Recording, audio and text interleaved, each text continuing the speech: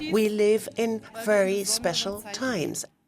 For the first time, a country is actually leaving the European Union, the United Kingdom. Worldwide multilateralism is under pressure, be it in climate issues, be it in world trade, be it in the acceptance of international institutions, all the way to acceptance of the United Nations. 74 years, a human life. After the end of the Second World War, what seemed to be solid, what seemed to be a matter of course, is being put into question again. Unity, solidarity, cohesion. These are the key words of the treaty we're signing. Europe would not survive if we were no longer united. It would die. The new French-German responsibility for Europe is this: to give it instruments for its sovereignty when it comes to defense, security, access to space, migration, and addressing environmental and digital transitions. Now, joining me now from Aachen is DW's Chief Political Editor, Michaela Kufner, and our Brussels Bureau Chief, Max Hoffmann.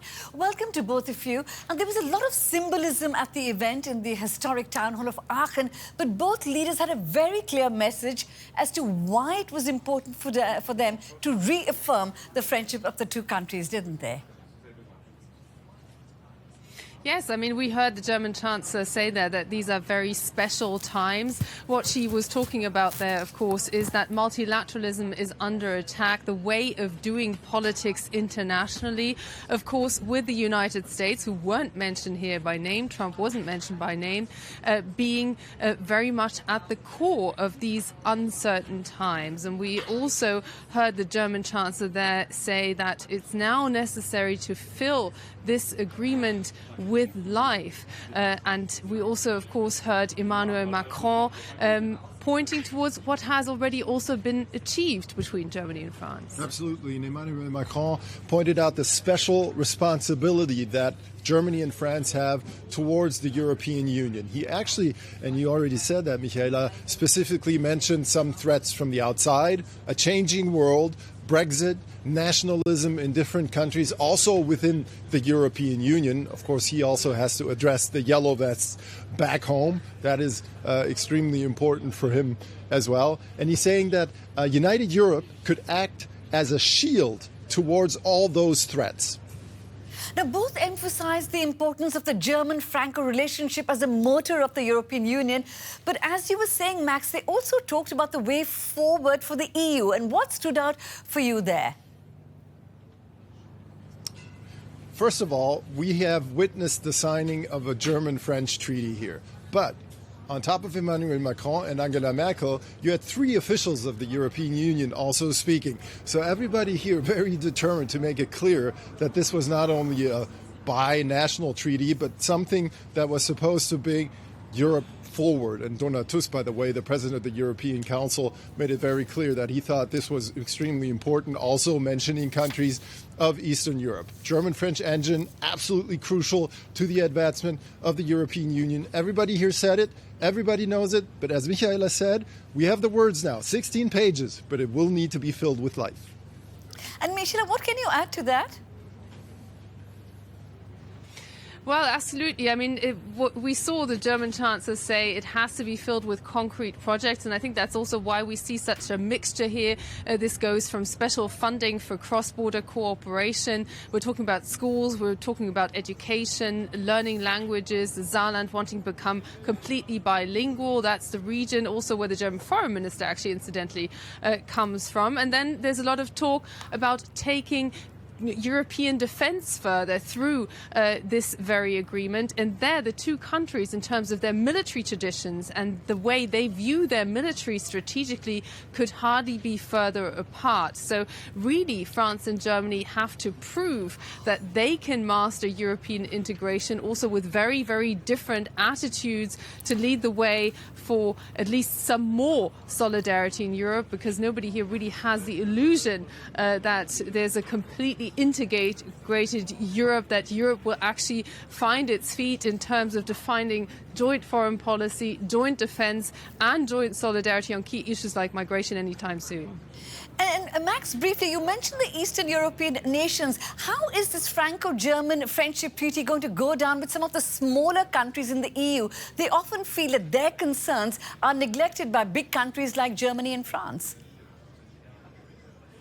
Absolutely. And I mean, it's always been the classic EU problem. If France and Germany, that engine doesn't work, everybody complains because they're not giving enough energy, enough roadmaps towards the European Union. But if it works, all the small countries complain because they feel like they're being left out. That will not change. That is structurally within the European Union. Much more dangerous is that from Eastern European perspective, France and Germany are perceived as a structurally different model, especially when it comes to topics like migration. And this will certainly not stop as long as we have those two leaders, Emmanuel Macron and Angela Merkel. France's President Emmanuel Macron is really speaking German, and the German Chancellor Angela Merkel is speaking French. During their mutual visit to the French-German Youth Centre last summer, they were clearly among friends, but it wasn't always this way. Shortly before the end of the Second World War, French soldiers moved into southern Germany. This after Hitler had occupied and humiliated France for years. German soldiers became French prisoners of war, and it looked as if these tried and true enemies would always be at war with each other. But the head of the French military troops was Charles de Gaulle, and 10 years later, when he became president, he had great plans. While at his private country residence, Colombey-les-Deux-Églises, he shook hands with West Germany's post-war Chancellor, Konrad Adenauer. And in 1963, the two of them signed the Élysée Treaty of German-French friendship. President de Gaulle wanted to join forces with his German partner to become a world power. And 18 years after the end of the Nazis, the young West German Republic wanted to return to the community of nations and renew friendships with their European democratic allies. The West Germans celebrated. The key to the newfound friendship was young people who were untouched by the hatred that motivated their parents. The German-French Youth Project was founded, and even today it brings together more than 9 million members from both countries through its exchange program.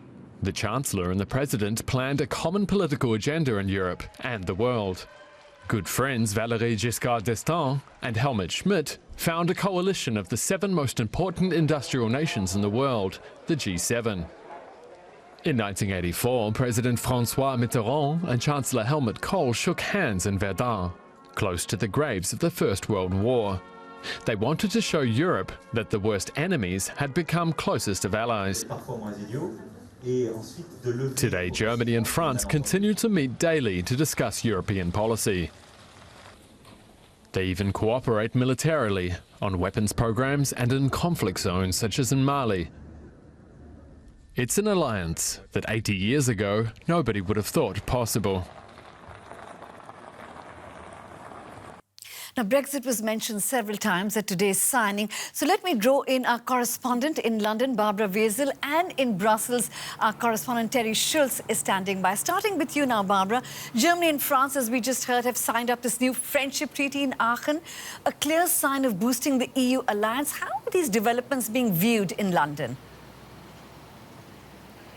They are, of course, Amrita, water on the mills of the hardline Brexiteers, because they have for years been peddling the myth that the European Union is on the way to a totally integrated superstate where nation states would, in the end, disappear, and B, that, of course, the whole thing is under the control of France and Germany, that the Franco-German alliance is something that leaves Britain out in the cold, and that is one of the reasons why they have fought and they are still fighting so strongly for Brexit.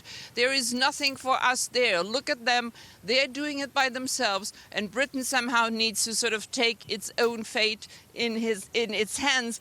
That is what the Brexiteers here say, and so the event in Aachen just sort of reinforces their opinion.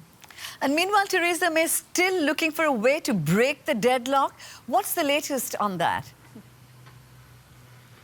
Parliament is trying to take control very strongly. Rather, several amendments have been tabled and proposals have been made that will be voted on next week.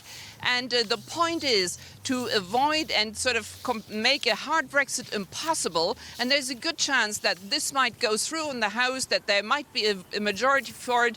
And then if no other consensus can be found till the end of February, the second step is to ask the EU for a prolongation of the timing till the end of March, probably ask for more time till the end of the year. So it's a two-step process, and it looks at the moment rather likely that Parliament could be successful with it, and it could in the end undermine Theresa May's plans. And Terry, in Brussels, have people digested what Theresa May had to say about a so-called Plan B? And what have been the latest reactions from there today? Yes, people have been digesting it and definitely still coming up hungry when it comes to what Theresa May said yesterday. The European Union feels like she didn't bring anything new. Peppered with questions at today's European Commission briefing, spokesman Margarita Schinas said, look, we're still waiting for something new to come from London, so I really don't have a lot of answers for you on the supposed Plan B. He was pressed further, particularly on the increasing likelihood, in many view, that there will be a no-deal Brexit. And he said, look, when it comes right down to it, if there's a no-deal Brexit, what we're talking about is a hard border on the Irish border. And that seemed to shock some people that it was said so bluntly. And it may be a Commission strategy to say, look, we're getting very close to March 29th now. You need to come up with a plan, London. But as far as a Brussels perspective, nothing new has come from Theresa May in this latest speech. Terry Schultz in Brussels and Barbara Vasil in London. Thank you both very much for your commentaries.